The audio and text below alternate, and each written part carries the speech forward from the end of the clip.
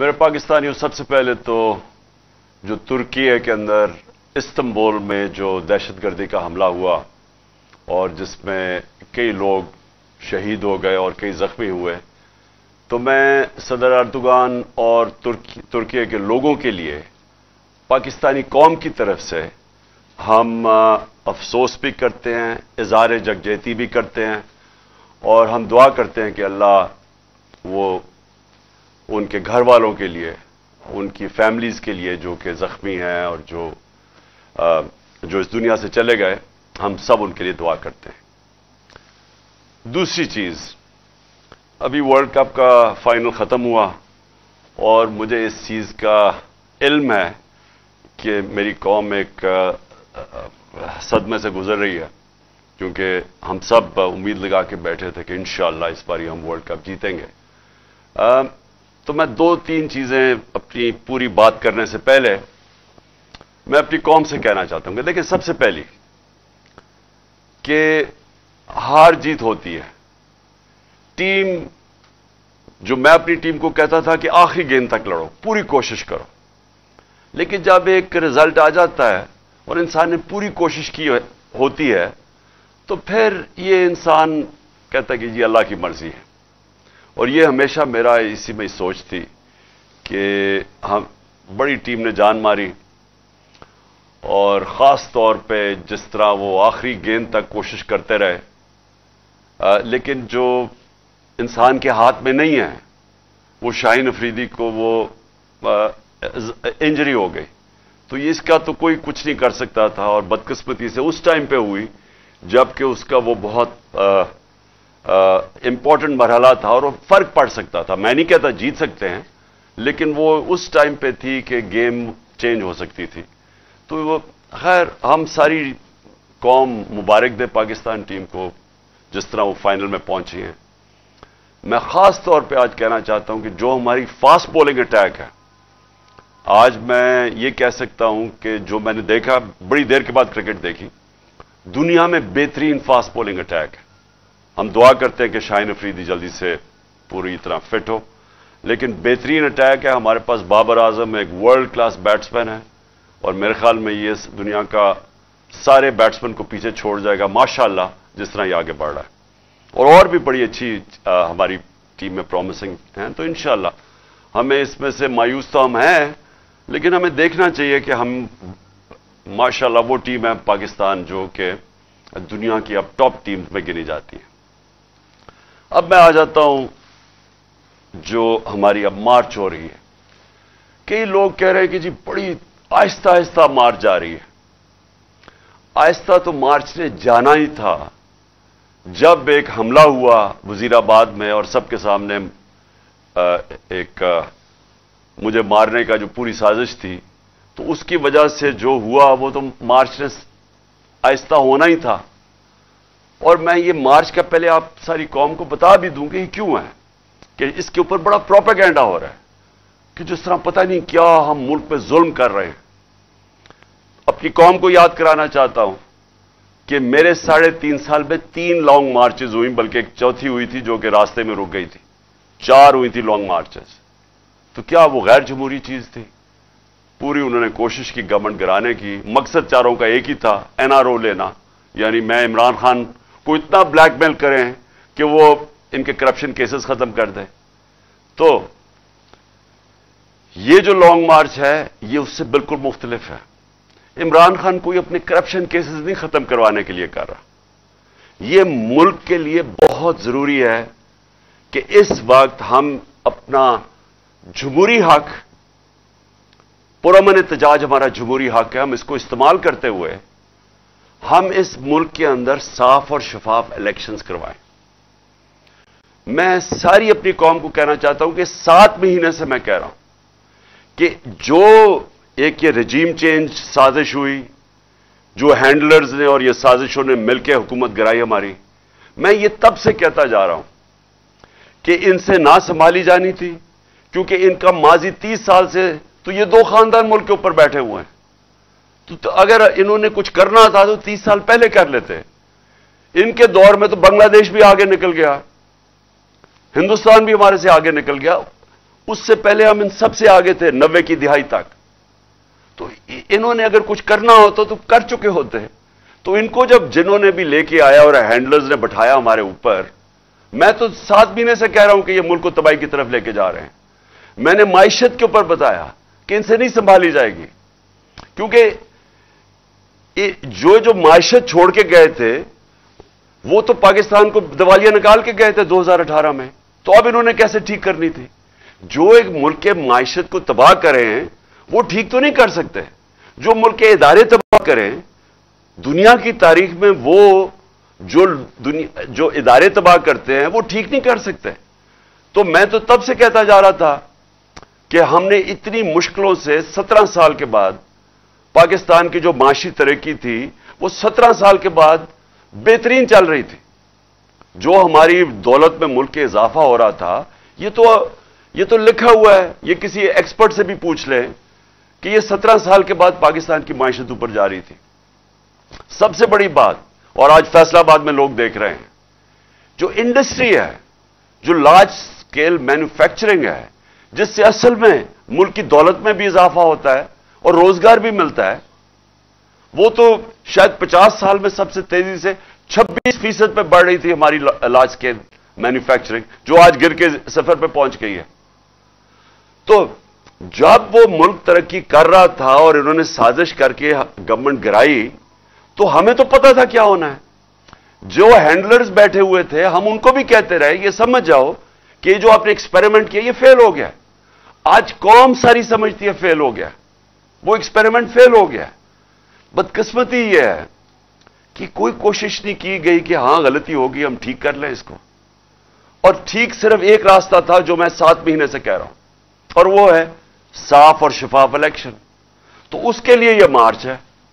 कोशिशें कर रहे हैं कि इस मुल्क के अंदर इस दलदल से मुल्क को निकालने के लिए, जिधर हर जो मायशत का हर शोबा है वो नीचे चला गया, टैक्स कलेक्शन वो नीचे चली गई है, एक्सपोर्ट्स वो नीचे चली गई है, बैरून मुल्क पाकिस्तान जो रेमिटेंसेस भेजते थे, और खारियां वो शहर है जिधर सबसे ज्यादा लोग बाहर जाके काम करते हैं, वो जो पैसा भेजते थे, जो रेमिटेंस जिस पे पाकिस्तान चल रहा था और हमारी दौर में रिकॉर्ड रेमिटेंसेस थी, वो नीचे जानी शुरू हो गई है। नीचे जानी शुरू हो जाए तो सबसे बड़ा सवाल यह है कि अब हम पैसा किधर से लेके आएंगे कर्जों की किस्तें वापस करने पे। देखें, जब एक मुल्क की दौलत में इजाफा होगा तो वो अपने कर्जों की किस्तें वापस करेंगे, क्योंकि कर्जे तो वहीं के वहीं हैं, सूद उनके ऊपर लग रहा है, वो बढ़ते जा रहे हैं। और इस हुकूमत ने आके 3 महीने में वो कर्जा लिया है जो हमने 9 महीने में लिया था। उस 3 महीने में उससे ज्यादा कर्जा लिया जो 9 महीने में हमने लिया था। तो कर्जे बढ़ते जा रहे हैं, उनके ऊपर सूद भी देना है, और जो आमदनी जिससे कर्जे वापस करने हैं वो कम होती जा रही है। तो मुल्क का तो दिवालिया निकलना है।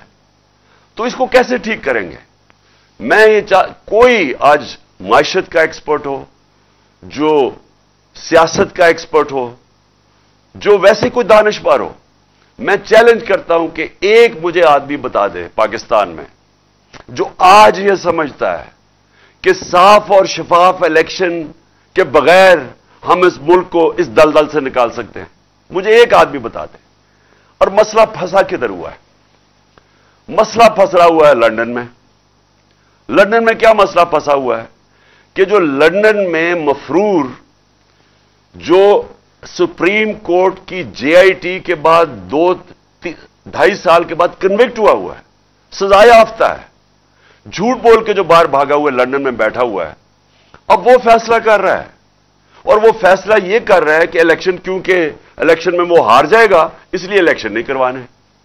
वो अपनी जात के लिए, अपनी करप्शन बचाने के लिए, मेरे से डर के, उसे पता है क्योंकि इलेक्शन में हारना है, लिहाजा वो सारा मुल्क, आज हमारा सारा मुल्क के तबाह कर रहा है, तबाही की तरफ धकेल रहा है अपने आप को बचाने के लिए।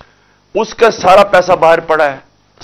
यानी जो पैसा पाकिस्तान में वो कुछ नहीं, जो उसका पैसा बाहर पड़ा हुआ है। इन्होंने 30 साल पैसा चोरी करके मुल्क से बाहर लेके गए।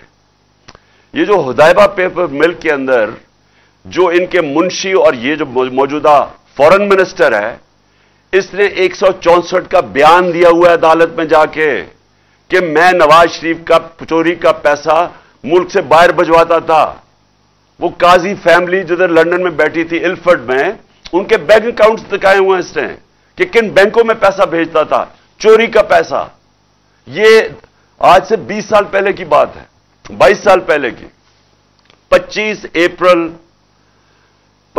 अप्रैल 2000 के अंदर इसने ये 164 का बयान लिखवाया हुआ है।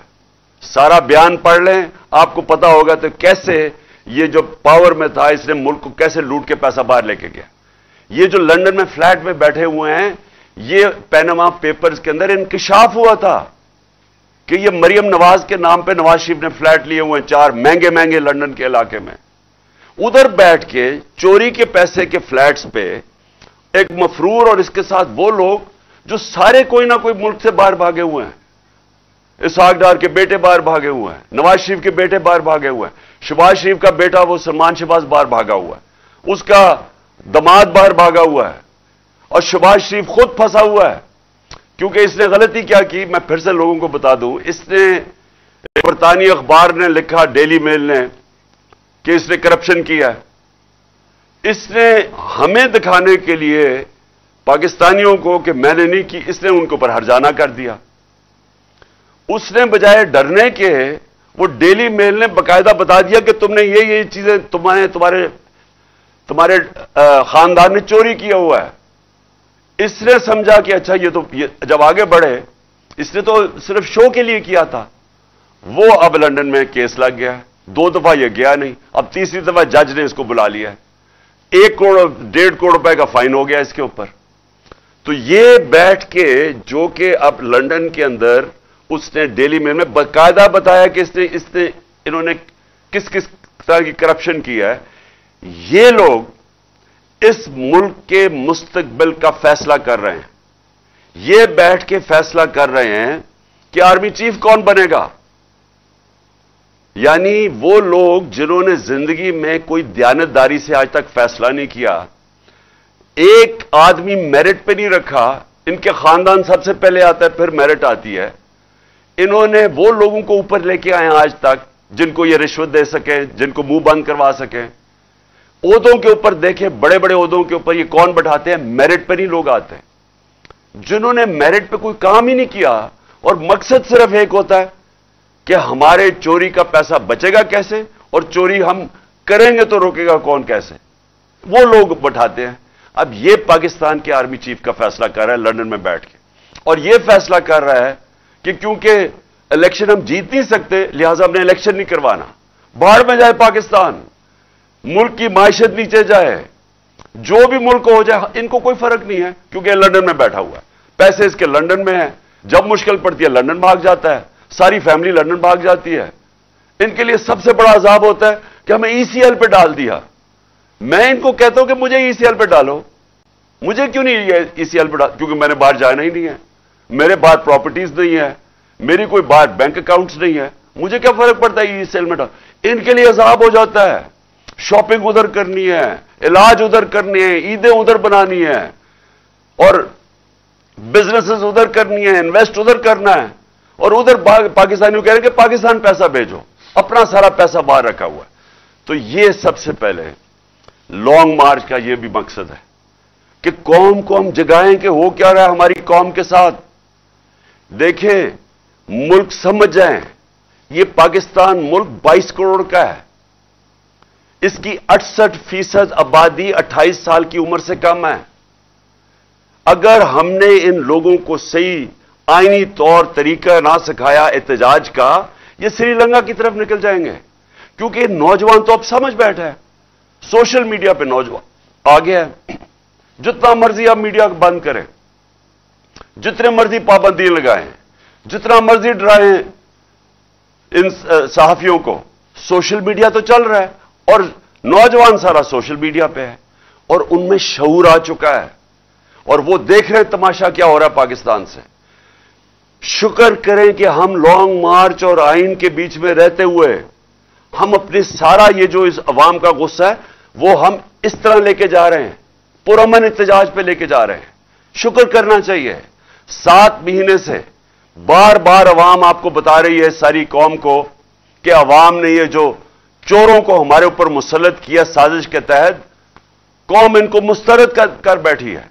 इलेक्शन में ये बताते हैं, जो बाई इलेक्शन होता है उसमें वो बताते हैं, जो जलसे हैं कभी ऐसे हुए ही नहीं है। मार्च में जब पब्लिक निकली वो बता रही है, समझा था कि मेरे बगैर कोई निकलेगा नहीं, लॉन्ग मार्च में देख लें पब्लिक निकल रही है। तो पब्लिक तो बता रही है कि हम ये जो आपने समझा हमें भेड़ बकरियों की तरह, ये भेड़ बकरी शऊर वाले लोग हैं और ये आपको एक सिग्नल दे रहे हैं। और इंशाअल्लाह जब ये मार्च पहुंचेगी इस्लाम पिंडी, और मैं जब इंशाअल्लाह वहां पहुंचूंगा तो सारी कौम अब देखेगी, सारे पाकिस्तान से लोग आ रहे हैं पिंडी। इतनी कभी पब्लिक नजर नहीं आएगी इस मुल्क की तारीख में जो आने वाली है पिंडी। और वो सिर्फ एक चीज कह रही है, हमें भेड़ बकरियां ना समझो, हम इन चोरों को नहीं तस्लीम करते, हम इलेक्शन चाहते हैं, हम फैसला करना चाहते हैं कि इस मुल्क की क्यादत कौन करेगा। कोई बंद कमरों में या कोई बैरूनी साजिश के तहत हम कोई नहीं हुकूमत को कबूल करते। कौम कह बैठी और ये कहेगी जाके इंशाअल्लाह जब पिंडी पहुंचेंगे। और मैं दो और बातें करना चाहता हूं। जब से ये आए हैं, पहले तो मुझे बताएं, इन्होंने कहा इमरान खान ने बिल्कुल पाकिस्तान को इंटरनेशनली आइसोलेट कर दिया। इन्होंने बार बार कहा कि इमरान खान ने आइसोलेट कर दिया। ये 7 महीने से बैठे हुए हैं। मुझे एक चीज बताएं कि इन्होंने इंटरनेशनली फॉरेन पॉलिसी पे कोई मुल्क का फायदा करवाया हो। मुझे एक चीज बता दें। मैंने बड़ा रोका हुआ था, बैरूनी दौरे मैंने बड़े देख के करता था। मैं किसी बैरूनी दौरे पे नहीं जाता था जब तक मेरे मुल्क को फायदा ना हो। मेरे बच्चे इंग्लैंड में थे, 3.5 साल में 2 दफा मुझे दावत मिली इंग्लैंड जाने के लिए, लेकिन मैंने फैसला किया कि उन दौरों से मेरे मुल्क को फायदा नहीं है, मैं नहीं गया। नवाज शरीफ 24 दफा निजी दौरे किए इसने प्राइम मिनिस्टर होते हुए बरतानिया के। जरदारी 50 दफा निजी प्राइवेट दौरे किए इसने दुबई के, मैंने तो कोई नहीं किया। और मैं ये पूछना चाहता हूं कि इन्होंने 7 महीने में इनकी कैबिनेट, इनके पार्लियामेंटेरियंस ने 3 गुना ज्यादा दौरे किए जो हमने 3.5 साल में नहीं किया। पैसा इन्होंने खर्च किया, महंगे महंगे होटलों में ये ठहरे। ये अभी चाइना गया तो 777 बोइंग वो लेके चला गया, जिस तरह पाकिस्तान में तेल की नहरें बह रही हैं। क्या इन्होंने अचीव किया? कोई मुझे बताएं कि पाकिस्तान को कोई फायदा हुआ इससे? बताएं कि कोई हमारे रिलेशनशिप बेहतर हुई? बल्कि मैं आज आपको कह रहा हूं, पाकिस्तान का वकार दुनिया में नीचे गया। हमारे दौर में हमने इस्लामोफोबिया, जो दुनिया के अंदर इस्लाम के खिलाफ जो एक पूरी मुहिम है, हमने उठाई थी, पाकिस्तान ने उठाई थी। यूनाइटेड नेशंस में, OIC के अंदर दुनिया एक्नॉलेज करती थी, मुसलमान दुनिया के, पाकिस्तान एक खड़ा हुआ उसके लिए। हमने, मेरा सारा जो हमारी बाकी मुल्क से ताल्लुकात थे, वो ये नहीं कि मैं किसी से कोई लड़ाई करना चाहता था, मैं खुददार पॉलिसी चाहता था, आजाद फॉरेन पॉलिसी चाहता था। मैं वो फॉरेन पॉलिसी के ऊपर काम कर रहा था जिससे जो पाकिस्तानियों के मफादात के लिए हो। मैं कोई किसी के सामने कोई झुक के और पैर पकड़ के मैं वो फॉरेन पॉलिसी नहीं चाहता। मैं खुददार फॉरेन पॉलिसी चाहता। हम अमेरिका से चाहते हैं वो फॉरेन पॉलिसी जिस तरह हिंदुस्तान की है। हिंदुस्तान के अमेरिका से ताल्लुकात हैं, लेकिन बड़ी खुददारी है उनके अंदर। वो अपने लोगों के मुफादात के लिए खड़े होते हैं। हमें वो बता, जिस तरह माजी में वॉर ऑन टेरर में मैं किसी की गुलामी कभी नहीं कबूल कर सकता। पाकिस्तान इसलिए नहीं बना था। तो खुददार फॉरेन पॉलिसी को अगर ये कह रहे हैं कि जी हमें दुनिया में आइसोलेट किया, तो तुमने जूते पॉलिश करके क्या किया अब तक? बताएं, आपने लोगों के जूते पॉलिश किए हैं, सबके सामने गिर जाते हैं, ऐसे खड़े होते हैं हाथ बांध के कि जी मैं मांगने नहीं आया, मैं मजबूर हूं। कितने पैसे आ गए हैं, कितना फायदा हो गया पाकिस्तान को। और फिर फॉरेन पॉलिसी के अलावा मुझे यह बताएं कि आज जिधर हमारा मुल्क खड़ा है, मैं इन सब से आज पूछता हूं, जिधर आज पाकिस्तान खड़ा है, क्या किसी के पास रास्ता है कि जो हमारा मुल्क माशी तौर पे नीचे जा रहा है, किसी के पास कोई रास्ता है? इन सारों कैबिनेट से पूछ लें, इनके लोगों से, कि किसी के पास कोई रास्ता है कि ये जो तेजी से नीचे जा रहा है हमारा मुल्क, इसको बचा सकता है? हमारे जो बिजनेस कम्युनिटी है, 88% बिजनेसमैन ने कहा है कि हमें पाकिस्तान गलत रास्ते पे जा रहा है। यानी बिजनेस कम्युनिटी का, उनका कोई उनके एतमाद नहीं है हुकूमत के ऊपर। यही फैसलाबाद था जब हम आए थे 2018 में। फैसलाबाद के आज अगर लोग देख रहे हो तो फैसलाबाद के अंदर जो टेक्सटाइल इंडस्ट्री थी वो अपनी मशीनें बेच रहे थे, टेक्सटाइल इंडस्ट्री को रियल एस्टेट में कन्वर्ट कर रहे थे। हमारे ये आज से 7-8 महीने पहले फैसलाबाद के लोगों से पूछे, मुझे जो टेक्सटाइल के कारखाने के जो मालिक थे, मुझे कहते हैं हमें मजदूर नहीं मिल रहा है टेक्सटाइल इंडस्ट्री के लिए।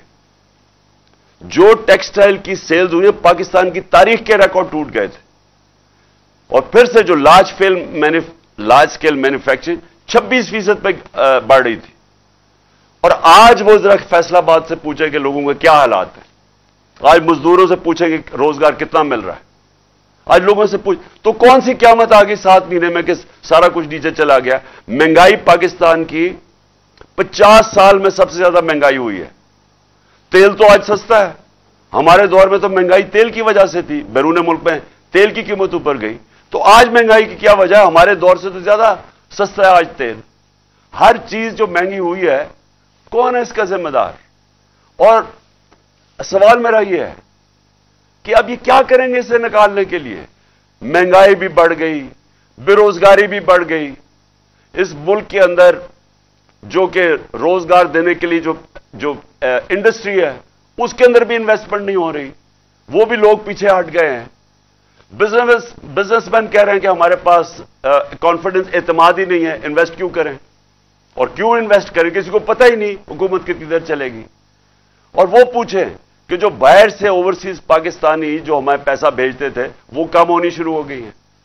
तो एक तरफ कर्जे बढ़ते जा रहे हैं, दूसरी तरफ आमदनी कम हो रही है। तो सारों से मैं पूछता हूं, इसका क्या हल है? इसका एक हल है, साफ और शफाफ इलेक्शन। और मैं आज इसलिए ये मार्च वालों को कह रहा हूं कि ये जो जहाद कर रहे हैं, वो इसलिए कर रहे हैं कि इस मुल्क में इलेक्शन होंगे तो सियासी तौर पर इस्तेकाम आएगा, सियासी इस्तेकाम आएगा तो माशी इस्तेकाम आएगा, और तब ये मुल्क की जो माशियत है वो उठ सकती है। और जितनी देर ये खींचते जा रहे हैं, इलेक्शन नहीं करवा रहे हैं, क्योंकि वो जो लंदन में बैठा हुआ मुजरिम है, वो डरा हुआ इलेक्शन से, और वो अपने आप को बचाने के लिए वो मुल्क को दांव पे लगा रहा है, हमारे मुस्तकबिल को दांव पे लगा रहा है। और ये वक्त है कि हम सारी कौम को, मैं कह रहा हूं कि इसमें शिरकत करें। देखिए, इलेक्शन, साफ और शफाफ इलेक्शन हमें चाहिए, और हमें इंसाफ चाहिए।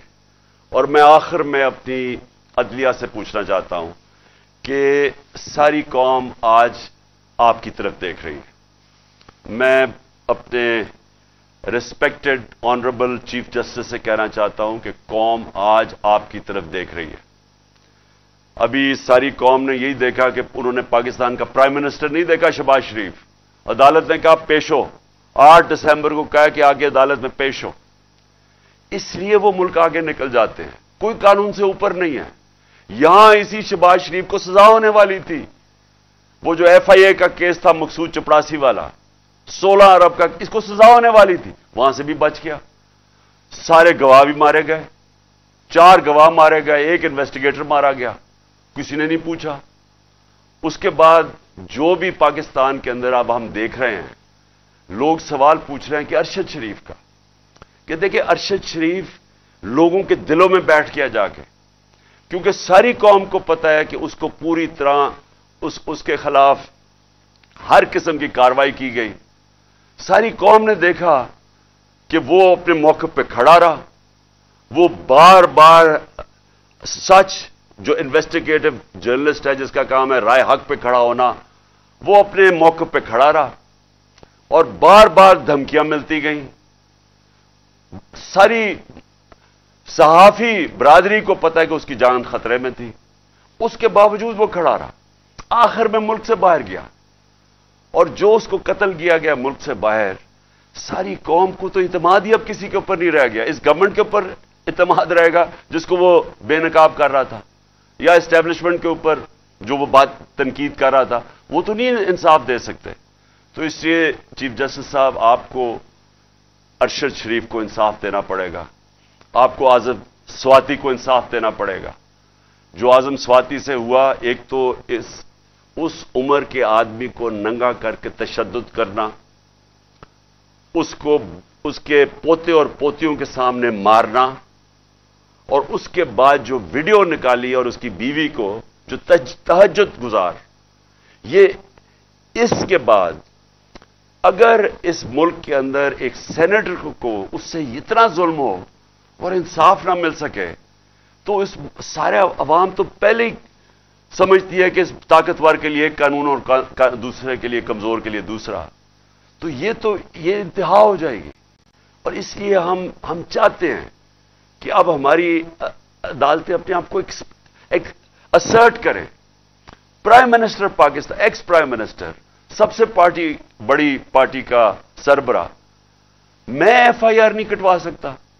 میرا حق ہے کہ میں فرسٹ انفارمیشن رپورٹ میں دوں، اس کے بعد انویسٹیگیشن ہو، اور وہ بھی آپ کے نیچے، اور پھر فیصلہ کریں کہ ہاں جو میں نے 3 نام لیے ہیں وہ ٹھیک ہے یا غلط ہے.